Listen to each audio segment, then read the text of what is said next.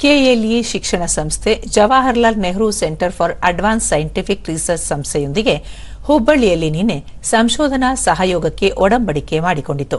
ಈ ವೇಳೆ ವಿಶ್ವವಿದ್ಯಾಲಯದ ಸಹಕುಲಾಧಿಪತಿ ಅಶೋಕ್ ಶೆಟ್ಟರ್, ನಿರ್ದೇಶಕ ಗಿರಿಧರ ಯು ಉಪಸ್ಥಿತರಿದ್ದರು.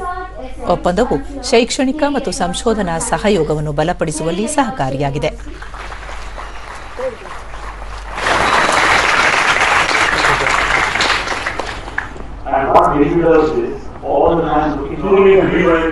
ದೂರದರ್ಶನದೊಂದಿಗೆ ಗಿರಿಧರ ಯು ಕುಲಕರ್ಣಿ, ಪ್ರಸ್ತುತ ಸಂದರ್ಭದಲ್ಲಿ ವಿಜ್ಞಾನ ಮತ್ತು ಇಂಜಿನಿಯರಿಂಗ್ ಕ್ಷೇತ್ರಗಳಲ್ಲಿ ನಾವೀನ್ಯತೆ ಉತ್ತೇಜಿಸುವ ಪ್ರಮುಖ ಸಂಶೋಧನಾ ಯೋಜನೆಗಳನ್ನು ರೂಪಿಸುವ ಕಾರ್ಯ ಶ್ಲಾಘನೀಯ ಎಂದು ಹೇಳಿದರು.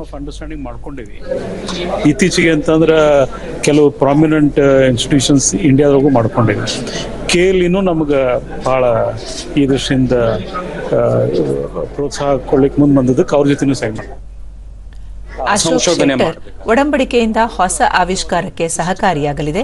ಇದರಿಂದ ರಾಷ್ಟ್ರೀಯ ಮತ್ತು ಅಂತಾರಾಷ್ಟ್ರೀಯ ಮಟ್ಟದಲ್ಲಿ ಸಂಶೋಧನಾ ಪ್ರಗತಿಗೆ ಕೊಡುಗೆ ನೀಡಬಹುದಾಗಿದೆ ಎಂದು ತಿಳಿಸಿದರು.